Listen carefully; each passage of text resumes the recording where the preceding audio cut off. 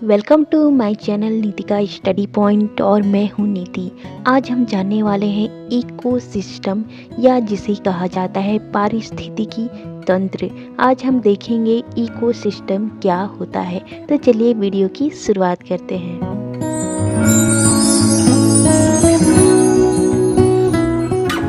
सबसे पहले ये देखना जरूरी होगा कि इकोसिस्टम का मतलब क्या होता है। इकोसिस्टम की अगर हम परिभाषा या डेफिनेशन देखते हैं तो किसी निश्चित क्षेत्र में पाए जाने वाले बायोटिक और एबायोटिक घटकों को मिलाकर पारिस्थितिकी तंत्र या इकोसिस्टम बनता है। एग्जाम्पल के तौर पे अगर हम किसी तालाब को देखते हैं तो तालाब में पानी है, पानी में मछली है, मेंढक है, सांप है, पानी के अंदर मिट्टी है, जो भी उसमें पाए जाते हैं ये सभी मिलाकर इकोसिस्टम को बनाते हैं। तो इसीलिए कहा जाता है कि किसी विशेष क्षेत्र में पाए जाने वाले सभी जैविक और अजैविक समूहों को अगर मिला दिया जाए तो उन्हें एक साथ इकोसिस्टम कहा जाएगा। यहाँ पे और हम देखने की कोशिश करते हैं इकोसिस्टम के बारे में।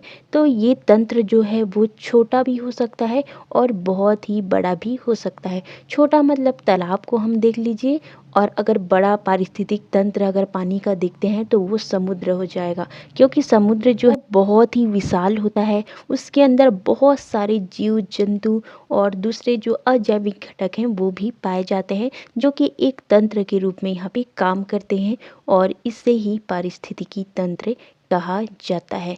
चलिए अब यहाँ पे हम देखेंगे टाइप्स ऑफ इकोसिस्टम।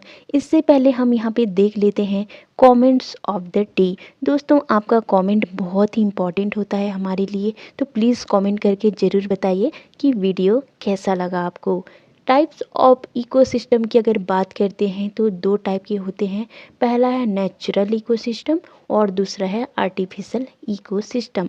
नेचुरल की अगर बात करते हैं तो जो इकोसिस्टम प्राकृतिक रूप से बने हुए हैं उसे नेचुरल इकोसिस्टम कहा जाता है। दूसरी तरफ अगर हम देखते हैं आर्टिफिशियल इकोसिस्टम क्या है, तो ऐसे पारिस्थितिकी तंत्र जिसको मानव के द्वारा बनाया गया है उसे यहाँ पे कृत्रिम पारिस्थितिकी तंत्र कहा जाता है। अगर सबसे पहले हम देखते हैं नेचुरल इकोसिस्टम, जो कि प्राकृतिक रूप से पाए जाते हैं पृथ्वी में, प्रकृति में पहले से उपस्थित है, मानव के द्वारा ये नहीं बनाए गए। तो ऐसे इकोसिस्टम में दो टाइप के इकोसिस्टम आते हैं। पहला यहाँ पे हमारा होगा स्थलीय पारिस्थितिकी तंत्र, या फिर जिसे टेरेस्ट्रियल इकोसिस्टम कहा जाता है। स्थल में जो इकोसिस्टम पाए जाते हैं उन्हें स्थलीय या टेरेस्ट्रियल इकोसिस्टम कहा जाता है। एग्जाम्पल के तौर पे वन, घास का पारिस्थितिकी तंत्र, वृक्ष का पारिस्थितिकी तंत्र, हमारा जो रेगिस्तान है उसका पारिस्थितिकी तंत्र, ये सभी हमारे टेरेस्ट्रियल इकोसिस्टम के एग्जाम्पल हो जाते हैं। अगर आप वन को देखेंगे तो वन स्थलीय है, और वन जो है वो हमारे नेचुरल पृथ्वी में पाए जाते हैं, जो कि इंसान के द्वारा नहीं बनाए गए, इसके अंतर्गत आते हैं। सेकंड अगर हम यहाँ पे देखते हैं तो उसे कहा जाता है जलीय पारिस्थितिकी तंत्र। नाम से ही आपको पता चल रहा है जलीय है, एक्वेटिक है, पानी में जो पारिस्थितिकी तंत्र पाए जाएं उन्हें यहाँ पे क्या कहा जाता है, एक्वेटिक इकोसिस्टम। तो यहाँ पे जो नेचुरल हमारे इक्वेटिक इकोसिस्टम है उसमें दो टाइप हो जाते हैं। पहला है प्रवाहित जल या लौटिक जल। ऐसे जल जो कि प्रवाह होते हैं, बहते रहते हैं, उन्हें कहा जाता है प्रवाहित जल पारिस्थितिकी तंत्र, जिसमें झरना, नदी, नाला ये सभी आते हैं।